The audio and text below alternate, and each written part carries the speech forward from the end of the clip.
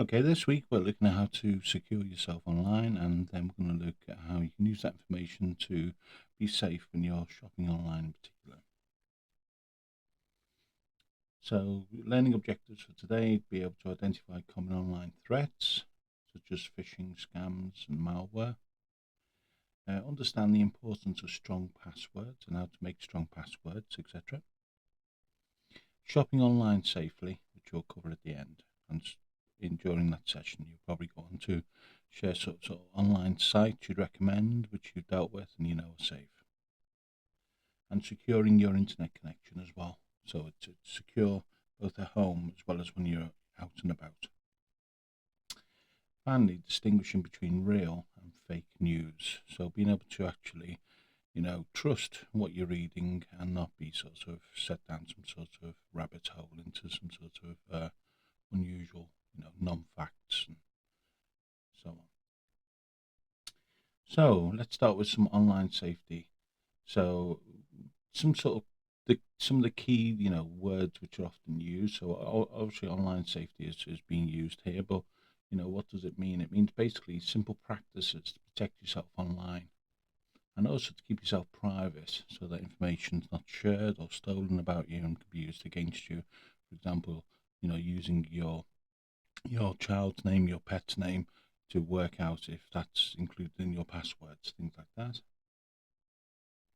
Phishing scams. Well, by now you probably have created an example of a phishing letter, which fraudsters also do as emails to contact people and make them pretend that they're your bank or what have you, or trying to make people fraud accidentally reveal their private information.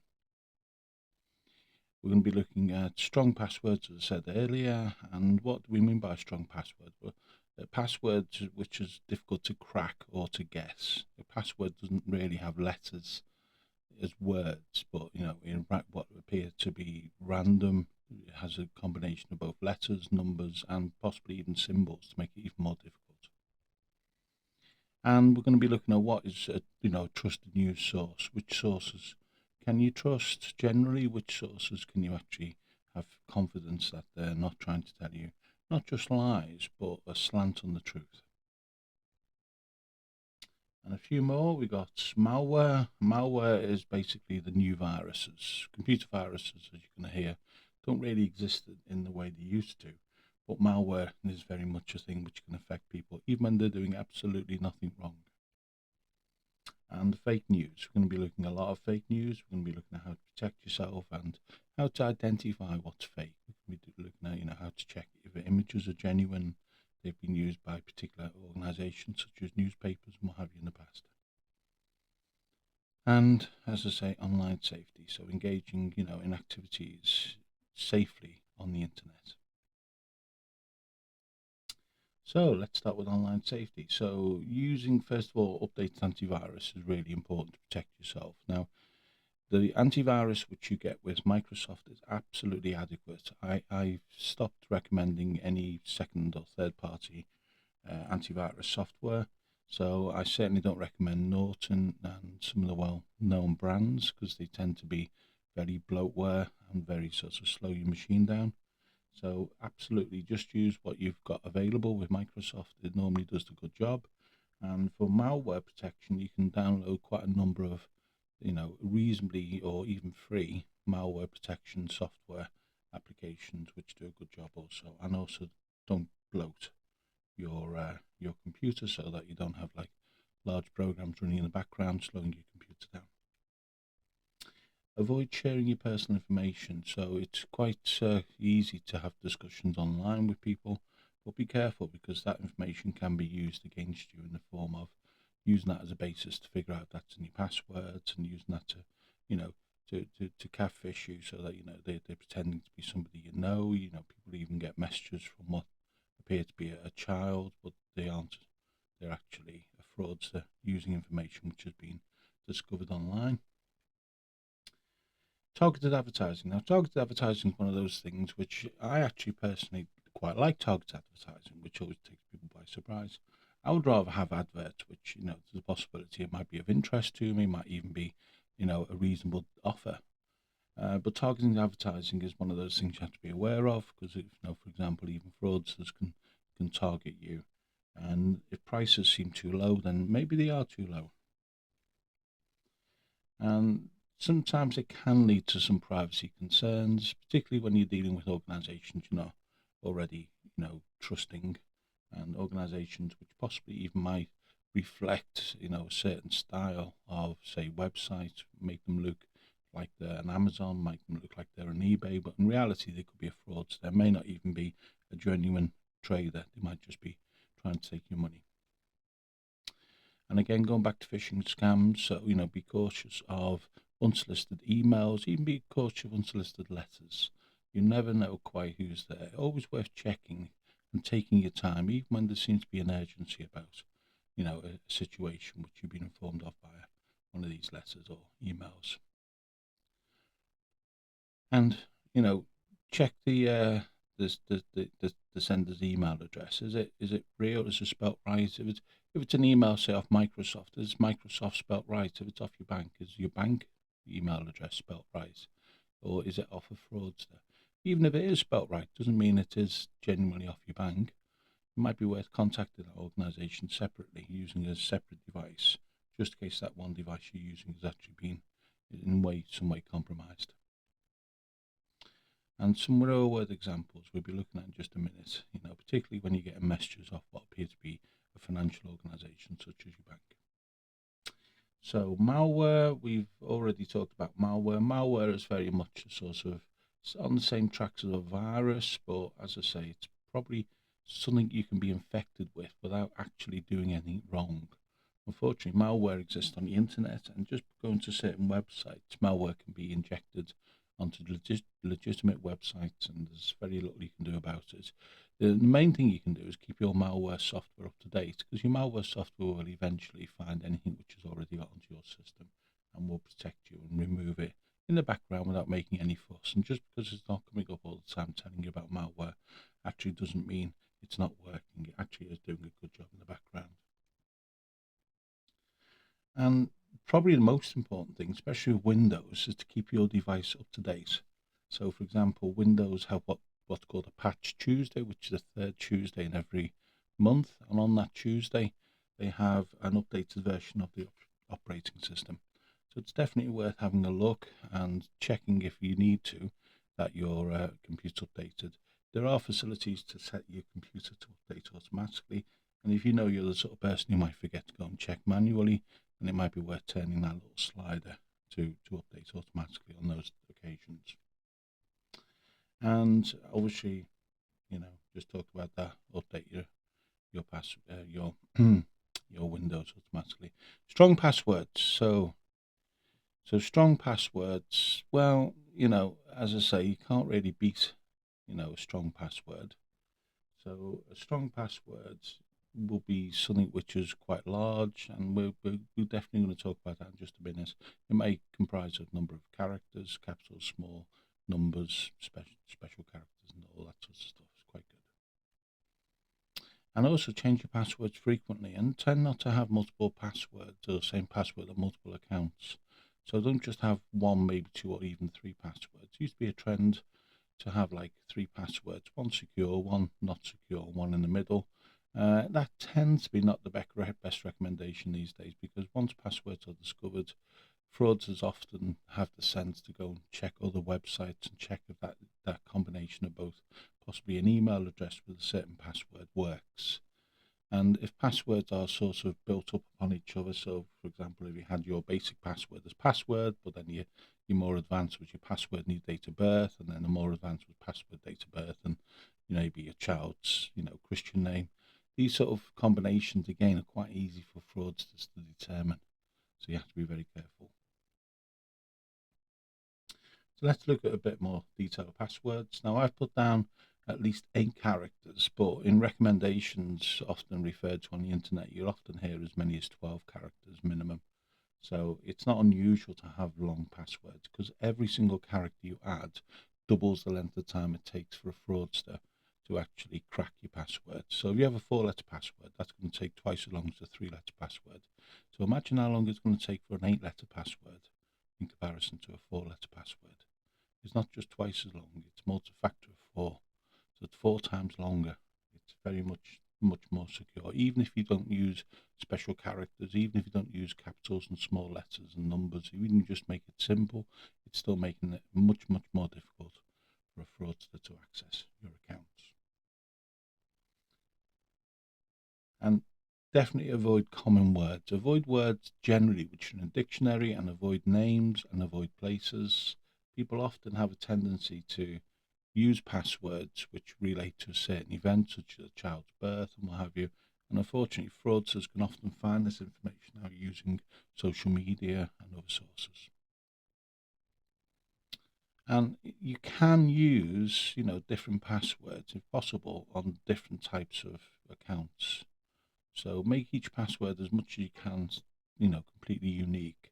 Even if that means using a standard password to a point, but then changing it depending on each and every website. Slightest changes make a huge difference. But as unique as possible is definitely as good as best as possible, especially on the financial sites and such like. And it's not a bad idea to consider using a password manager. And the advantage of a password manager is, one, it's built in normally into most browsers. All browsers which you can download these days have a built-in password manager. And what they will do is they'll actually generate a unique and long password for every single site you join. And then they will keep that password encrypted on that computer. And that will be synced to other devices you use, including your phone. So you'll have no issues in getting logged onto devices and sites, but that information will be very secure indeed, with extremely long, possibly even as long as 100+ character long passwords. So here's some examples we've got of the types of phishing emails which you might receive. So for example, you may have an urgent verification email from maybe a bank or financial organization telling you that you need to verify something urgently, for example, giving that impression at all times that you can't leave this, you need to sort this out for some reason, mainly for your own financial gain.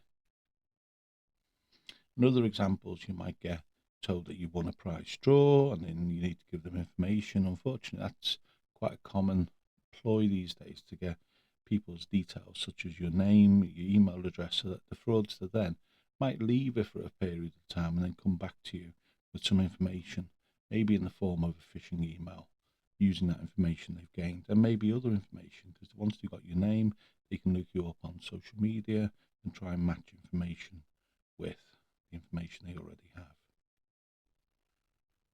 And maybe, you might get some sort of what looks like a routine correspondence, maybe a newspaper subscription, and giving you some sort of link. Anything that gives you a link in an email, you really need to be suspicious of. And many email systems now hide links. They also hide images, because even simple things like images can have some sort of bad thing within them, like such as malware. Unusual, but it's not a bad precaution to take. So you might find email, when it looks at a new email address, even when you think it's an existing email address, when it's misspelt, the computer email system will be able to determine that's a different, unique email recipient, and therefore it will treat it with suspicion until you tell it otherwise. So let's have a look. We're going to look quite a lot today at fake news, because it's quite important that you can understand exactly what you're reading. Are you reading something which is genuine, you can trust it? Are you reading something which is in some way trying to give you sort of misleading or even totally false information?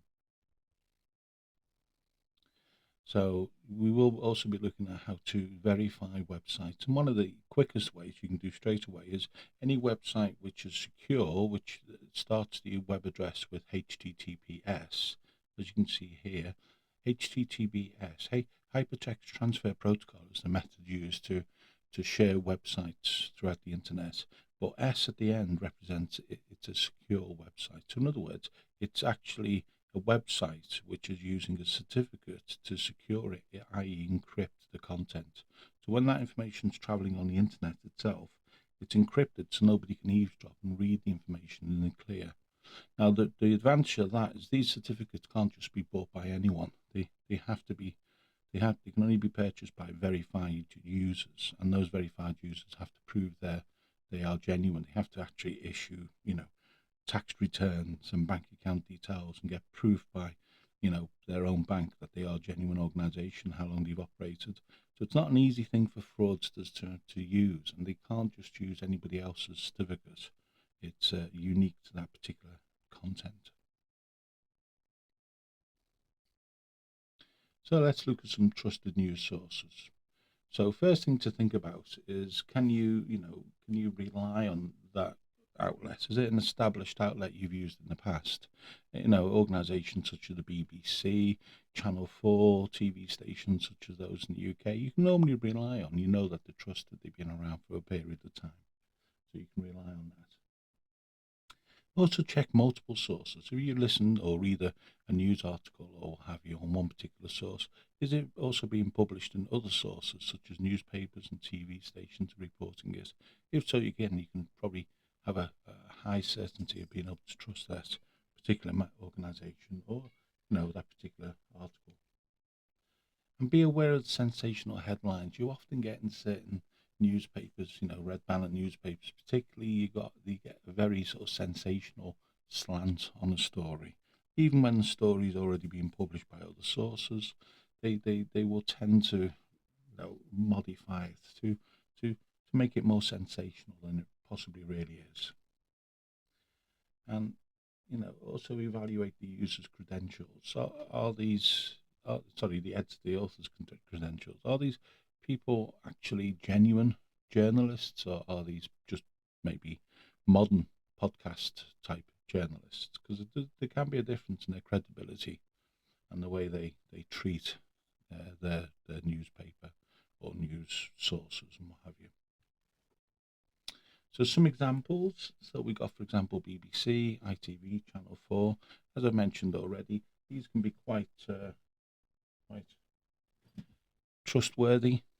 So generally, you'd be fine. Obviously, all organisations can be, can fall for fake news, but at the end of the day, they would do every possible check initially to make sure their stories are correct. And should they then become aware later on, they'll pull the story and they won't sensationalise things, but there's no need to.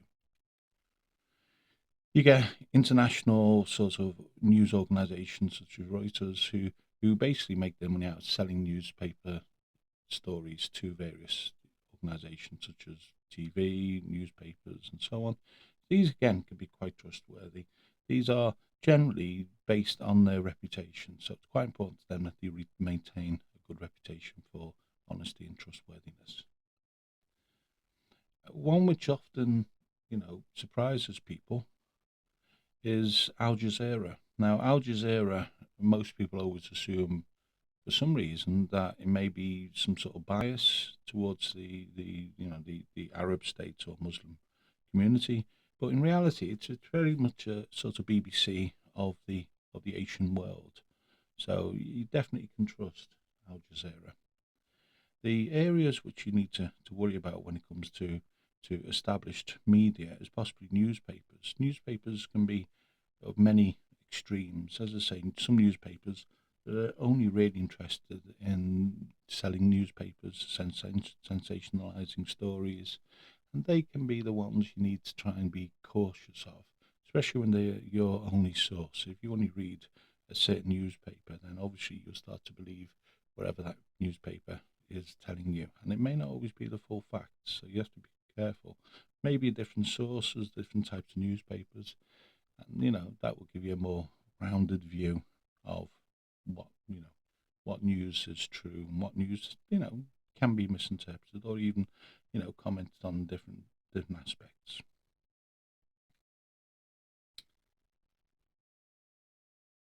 Always use these sources as much as you can to sort of protect yourself against fake news. Although, as I say, not 100%.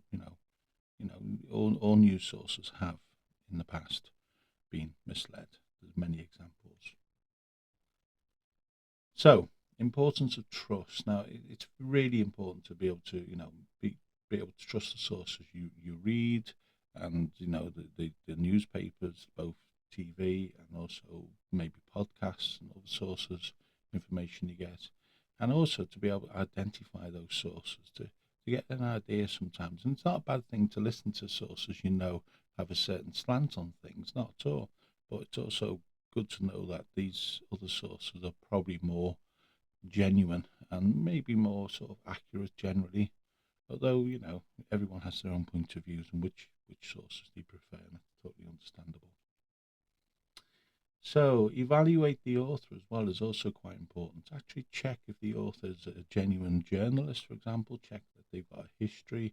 You can normally find bios on most well-established authors, such as journalists, on, for example, Wikipedia. You can look online for past articles they've written to see if there's a certain slant which they seem to follow, a certain type of politics they seem to be, involved with. And it's also worth checking publications' reputation.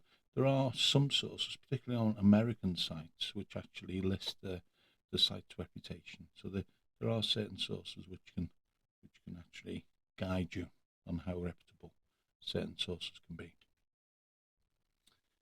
So let's just have a little example when we're looking at fake news. A lot of people obviously receive their news not in the form of newspapers, but often in the form of social media.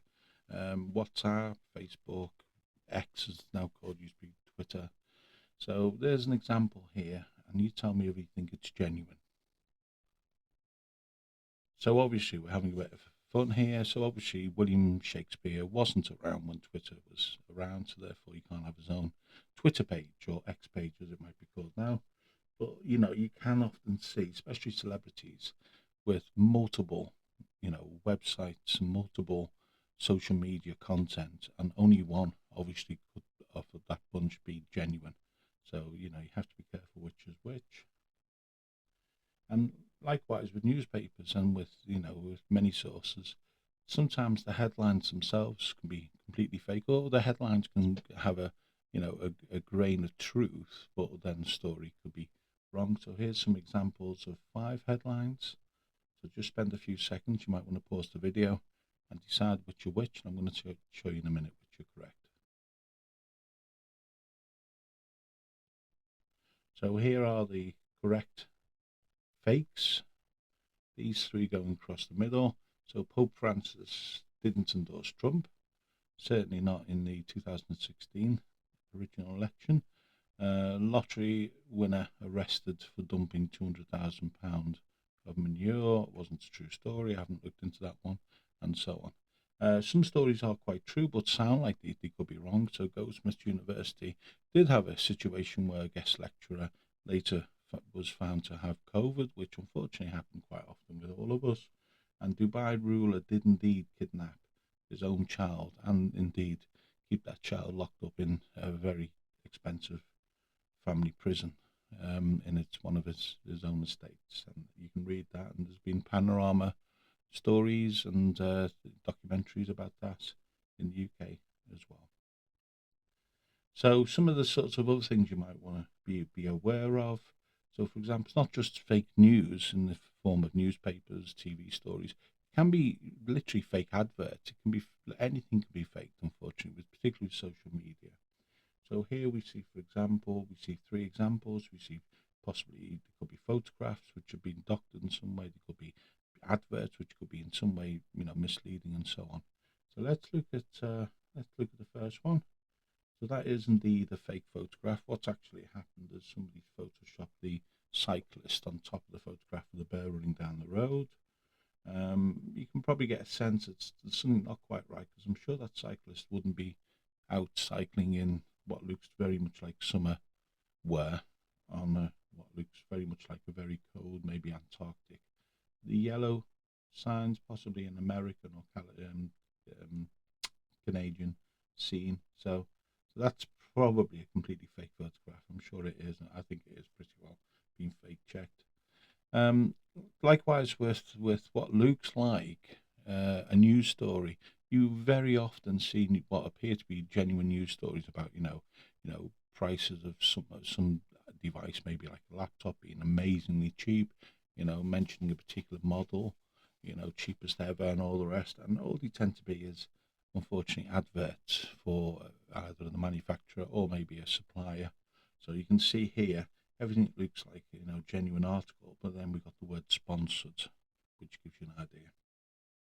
And likewise, we've got what looks like Jeremy Clarkson being arrested. But in a minute, we're going to do a lookup of this particular photograph to see where it's been used. And you'll find that, according to Google, it's only actually been used in one place. So it's certainly not a story which has been circulated amongst the press widely. So in that case, you'd probably expect it to be untrue. So we are going to have a look in a minute of how to actually do what's called an image lookup or reverse image search. So a reverse image search is basically taking the image, maybe as a link on the internet original where you found it, or maybe saving it as an actual picture on your hard drive, which both work quite easily. And we actually tell Google to search for that image, and it does a surprisingly good job of finding that particular image. It might find an individual within the image, or it might even find the whole scene itself directly reproduced in another source. So let's see how you do that quite straightforwardly. So first of all, you start off with your normal Google page. And then on your Google page, and depends on which version of Google you're looking at, over the years, it's changed here. On an earlier version of Google, it showed a picture of a camera. And then it gives you a number of choices when you click on that, either to load the URL, which is a link to the original picture on the internet, or to load it actually as an image. So both of which accept drag and drop to copy the information or copy it and paste this, or drag and paste it, whichever you prefer. And once you do that, as you can see, there's an example here. I've just taken a random picture from an old newspaper story, and I've just brought it in, and I brought it into Google, and Google's found a number of sources. Now, the interesting thing about this particular image, this is obviously some sort of conference with politicians, but when you do a reverse image search, it helps you spot any fakes. Now, in this case, it's found that this particular image was used by the Guardian newspaper, and you can see the sort of angle it was taken as. But the BBC used a similar image, possibly from a different angle, which implies that it's certainly a newspaper story which was circulated. And I've got other images which represent the background to the image, representing where that particular image was taken. So I can certainly look at where the original image was taken, and from that information I could probably look ahead and find out when this event, if this event did actually take place. But that's an example. That's the exact image. So that was definitely taken by the Guardian newspaper and definitely used by the BBC. And I'll look further, I'll probably find other images. So I'd be pretty sure that that was a genuine story I was reading. So let's look again at what we were talking about before. We were talking before about malware, and I was saying, if you remember, that malware is possibly the new version of what we used to call viruses. Viruses, as a sort of means of infecting, don't really exist anymore, quite frankly.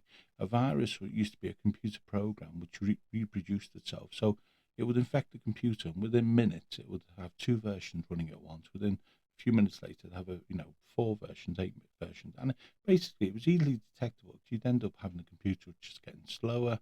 You'd have multiple versions of the same program running independently. So it was quite easy to detect, and not an easy, simple way or a good way, if that's a correct analogy to use. But it was a poor way of sort of reproducing and spreading, because basically it became quite obvious you had a computer virus because your computer just got slower and slower. But malware is separate. Malware, you only get infected once, and you get infected via quite legitimate sources. This is the worrying thing with malware. You could be the sort of person who wouldn't dream of going onto maybe a gambling site or an adult entertainment site, and you can still quite easily be infected with malware. Unfortunately, malware is kind of floating out on the internet, and it can infect you quite easily, but yet you can very easily protect yourself against it. And it's one of those things, simple precautions make a big difference. So when we're looking at malware, you could be looking at various types of malware which do bad things, such as ransomware. You may remember the NHS having a huge ransomware attack a couple of years ago where all their computers were encrypted and they couldn't get the information off those computers. We had surgeries being cancelled, or because unfortunately, it only took one person in one trust to download the wrong email, and that then spread via the college, the trust's network onto other computers, and the trusts were having to pay, and it caused huge disruption. You can have spyware, which traditionally sort of spied on you, getting information. Again, going back to what bad guys use for phishing attempts, getting some information about you and trying to address something which might, in some way instill you into doing something you wouldn't dream of doing otherwise.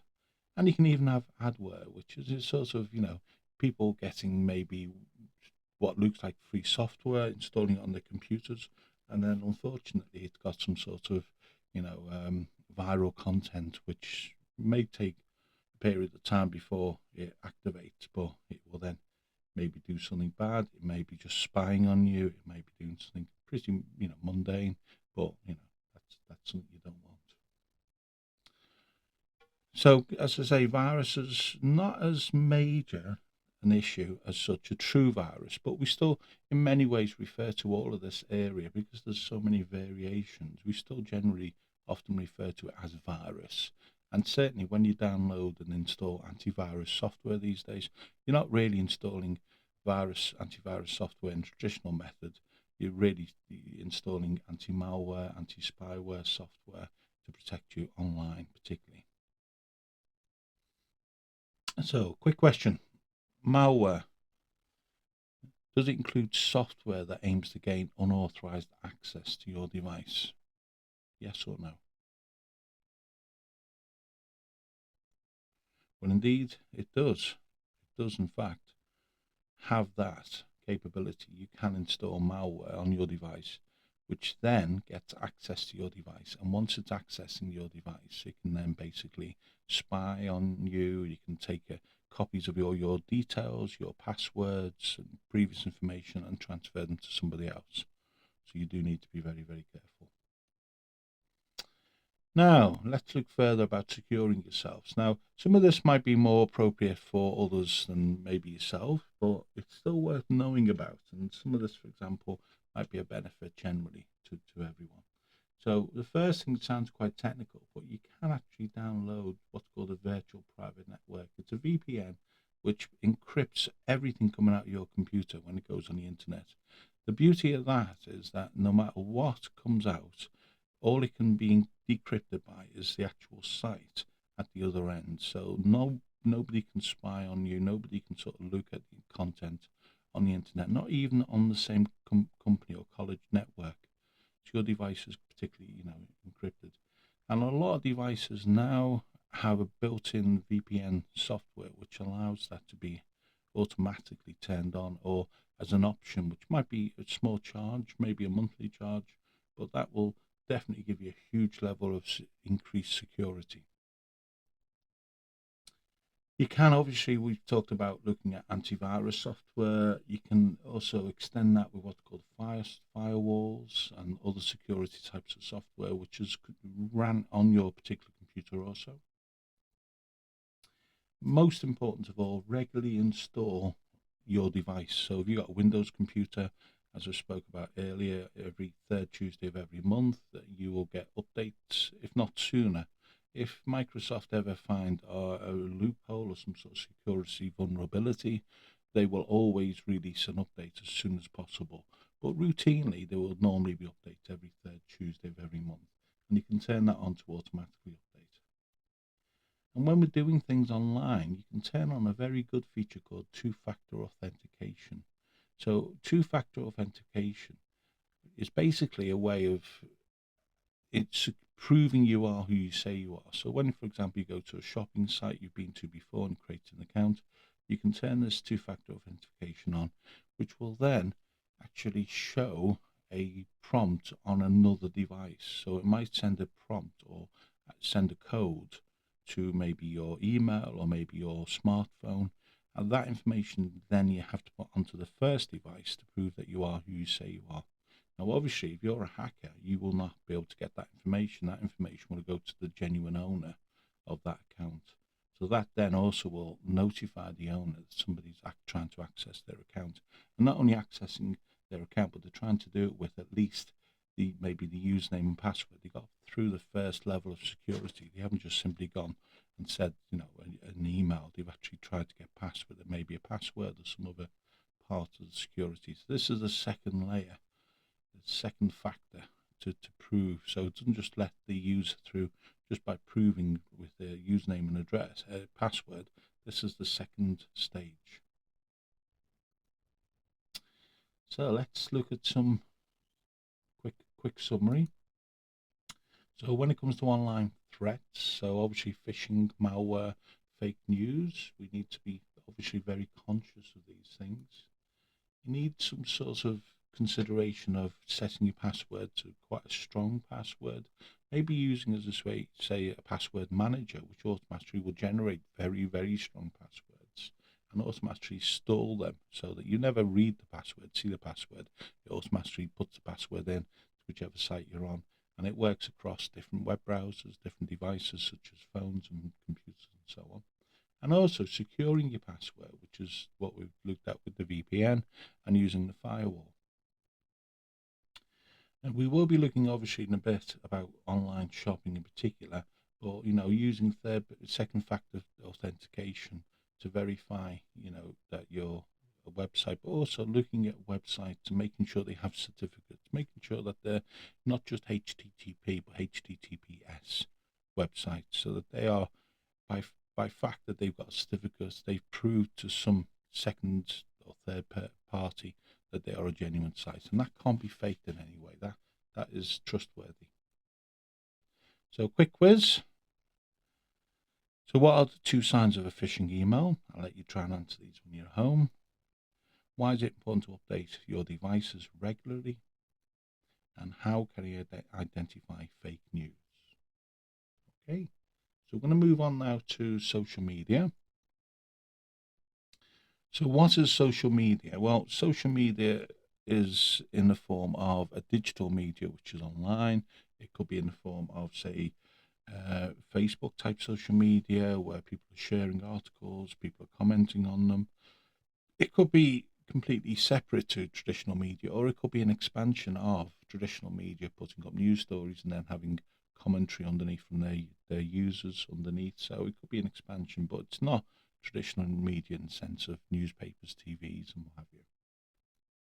There's just some examples of traditional media, some of the logos you might see in different variations.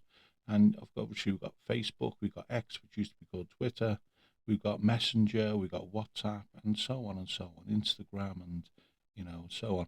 And you might not even think of YouTube as being social media, but it's social media with videos. And again, people are commenting and sharing, and so it is very much a form of social media. Some little stats on social media. This can be updated if you follow that website at the bottom. So this is from the latest at this particular time of creating the video, from Feb 2025. So throughout the world, there are 5.24 billion people using social media, which, when you consider how many people there are in the world, is a huge percentage of people using social media. Okay. So quarter on quarter, it's still, even now, after all these years, it's still increasing. Even though it might be quite a small increase currently of only 0.5%, it is still increasing. There are still people taking out social media accounts for the very first time who've never used any form of social media. And again, year on year change, if you multiply that over the year, from this time last year, 4% more people are still using this. So the quarter might be quite low, but over year upon year, it's still increasing. At one point, it was increasing as much as 10-20% a year.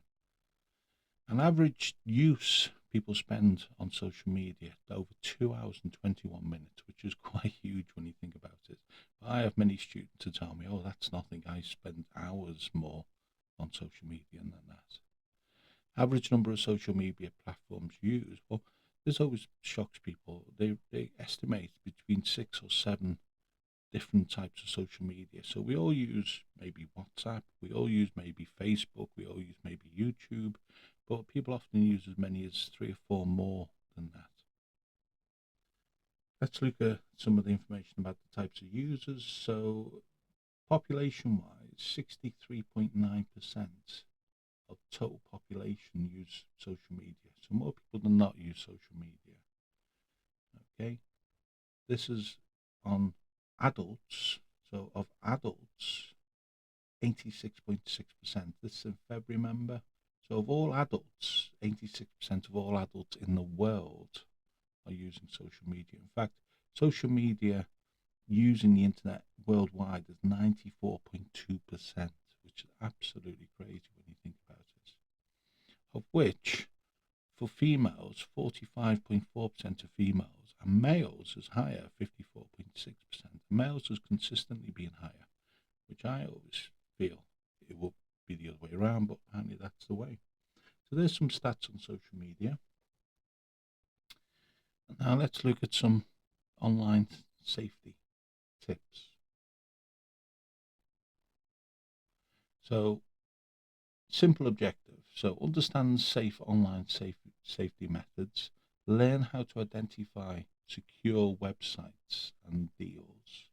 Explore how to use credit cards for protection. Credit cards are very much safer to use for online shopping, which we'll cover. And recognize fraudulent websites. Discover also the tools that fraudsters use and how to protect yourself using, simple techniques. So let's look at what a fake website is, for example. And unfortunately, this is one of the growing areas fraudsters are using, where they're even able to inject their site into legitimate sites such as Google, and you may be searching for an item, and particularly when you're searching for an item by a model or by name, and you might be taken to one particular site which is extremely cheap in comparison to all the other sites, particularly all the other well-known sites such as Amazon and such like. And these can be fake websites. And one way of finding fake websites is always look for sites which are secure, which means they have HTTPS as the start of their email, their website address, their URL as it's called. Make sure it's HTTPS. And also, make sure that you're not, unfortunately, giving your information to a scammer.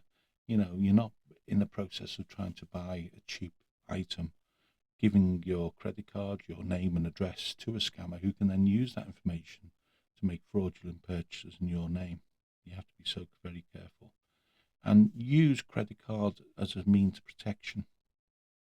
Make sure that you use your credit card.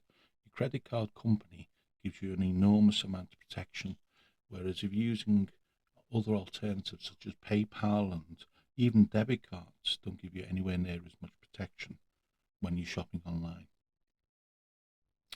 Now, some simple ways of protecting yourself. So we've already mentioned about the secure, the HTTPS. So you can see here, HTTPS:/. This is the beginning of the URL for a shop. And see that you either have maybe in your particular browser, you may have a padlock symbol. It may come up with different colors at the top. It might come up with the word secure, as you see here. But some way there will be a method to say that that particular website is a secure website. It's what we call a secure socket layer. The secure socket layer basically says this is a website which has been created by an organization which can prove they are who they say they are. They can prove their identity.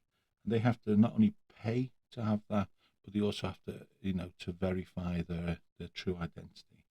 Very difficult, if not impossible, for a fraudster to actually, have a secure site such as that. So if you see HTTPS at the beginning of a site web address, then you can be practically 100% secure and confident in that particular site.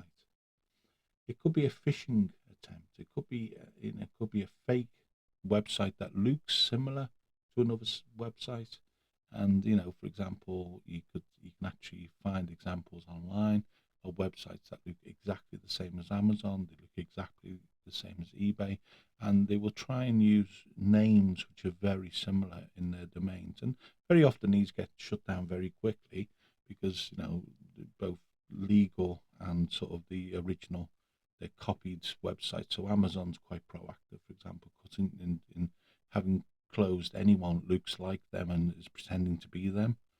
So that sort of organization. And again, we've talked already about using two-factor authentication, using that extra layer of security. So not only does the person maybe put in their username and the password, or maybe if they've got access to a person's personal device, that might be secured in their actual, on their web browser, on a stolen laptop, for example. It's not unusual for, fraudsters to have stolen laptops and see if they've got access to individual accounts via the saved username and password on that particular device. But it then asks on a separate device, maybe a smartphone, for the user to verify that they are the person currently trying to log in to that particular account, obviously at which point they will be alerted to the issue. So understanding these terms is important because you need to know, is it a secure website? Is it HTTPS, or do they use secure socket layers? Is it a phishing scam? Is there somebody trying to pretend to be somebody else, like your bank or a well-known retailer online? And are you using the as much security, such as two-factor authentication, to prove that when you go to a website, you can be reasonably confident that that site is secure against anyone else hacking in apart from you, using it as per what you prefer. So secure websites, as I said already, use this HTTPS security. There will be a padlock, there will be trusted seal of some sort, there'll be some sort of indication on your web browser it's a genuine site, and none of that can be faked. So that can't be, created by a hacker to give you the impression it's a secure site when it isn't. It's totally secure. And identify, when you identify good deals, it's so often easily to jump at what looks like a really cheap or discounted code type offer, only to realize during the process you've actually come to a website which is not. It may look like, a recognized site. So it may look like the style of a recognized site, such as you've used before, like Amazon and eBay and so on, but it may not actually be a site you've used before. Therefore, you have to be more reluctant to give that trust to a new site. Okay. So, if possible, rely on established outlets. There are plenty of established outlets, plenty of online sites which you may or may not have used yourself, but you may get recommendations from others. And many of these are coming along, particularly from areas such as China, which people may have horror stories, or people might be very happy, and you can decide yourself if you want to trust or start using that site yourself. You can check comparison sites such as Google Shopping, which generally takes you only to legitimate sites. Google have been caught out in the past, but they're very quick to respond as soon as they're aware that one of the sites using their Google Shopping comparison service is fake. They very quickly disallow that site from access, even while they're investigating, very quickly, to protect all the users. Be aware of anything really, really unusually cheap. So if you're looking for something in particular and then you get prices coming up maybe on Google sites or somewhere else which looks unusually cheap, be suspicious. That may not be a genuine website. It might just be a phishing attempt.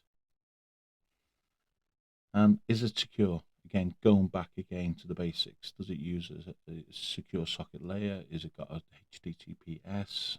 Is it a secure site? So some examples, so as I've spoken about already, Amazon, for example, I think we can guarantee that's going to be a pretty secure site, provided it is properly Amazon. If it's a misspelling or somebody faking an Amazon website, then you have to be very secure, very conscious of that.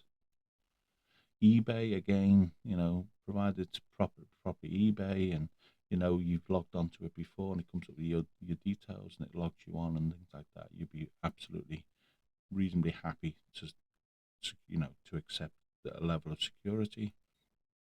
And as I've said already, Google Shopping is a good comparison, a good place to find, good secure sites which are cheaper. Even small difference in price, it will rank them in order of the cheapest. There are many others. There's many high street stores which also have an online presence, and they are again generally normally quite secure, quite genuine. Again, always be very secure, conscious of fake sites coming up, which could look like the real site but isn't. And then we have a whole variety of news sites, which some people have heard horror stories, some have had really good experiences from. These are the sites you need to be careful of. So these are the sites.